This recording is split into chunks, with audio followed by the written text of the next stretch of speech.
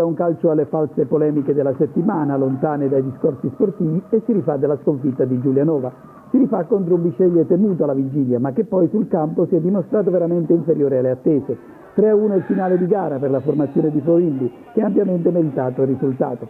I biancazzurri sono partiti decisamente in avanti, mentre i pugliesi hanno impostato la gara sulla difensiva. Tattica rinunciataria quella adottata da Bitetto, che ha badato a controllare il gioco degli avversari e naturalmente ne ha subito l'iniziativa. Che il Matera fosse in palla lo si è visto subito.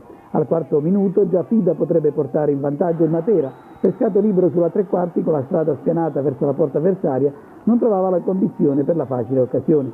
Insiste il Matera e al 14esimo la conclusione di Di Masi viene smanacciata da Di Gennaro sui piedi di Gian, che non trova lo spazio per il tiro. Si stringono le maglie del Bisceglie, il Matera fatica a trovare i varchi giusti, ma al 27esimo la fiammata. Gian conquista palla alla tre quarti e lancia in verticale. Sulla traiettoria si inserisce bene Fida, che al volo trafigge Di Gennaro, un gol di ottima fattura. Insiste il Matera in attacco, al 30esimo ancora Gian lascia partire un diagonale che si perde di poco al lato. Il secondo gol sembra oramai nell'aria, arriva puntuale a premiare la maggior convinzione dei biancazzurri. Al 34esimo Fida ricambia la cortesia a Gian, lo serve all'altezza dei 16 metri, il centravanti si aggiusta la palla e al volo insacca le spalle del portiere avversario. E il pubblico materano finalmente inizia anche a scaldarsi, specialmente il lato distinti con gli ultrassi in visibilio, a incitare non solo la squadra ma anche il resto del pubblico sugli spalti.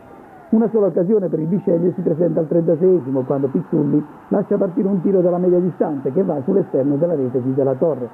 Nel secondo tempo il Bisceglie, sotto ormai di 2 gol, sembra voler uscire dal suo guscio, ma è solo un'impressione di pochi minuti, poi riprende la pressione materana. Al terzo già Genco ha l'opportunità di triplicare, tiro da distanza ravvicinata su incursione di Fida e palla tolta quasi dal sacco dai difensori nerazzurri.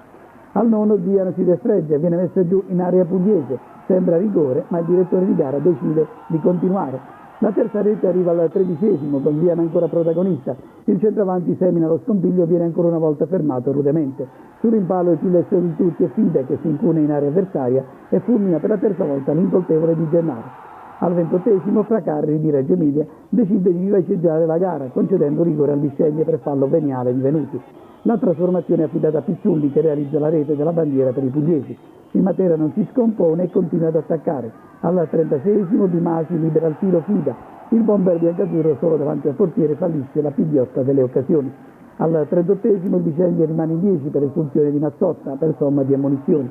Il fischio finale sancisce la giusta vittoria per il Matera, che per la bella prestazione odierna forse è riuscito a conquistare anche il pubblico, oggi un po' più caloroso del solito.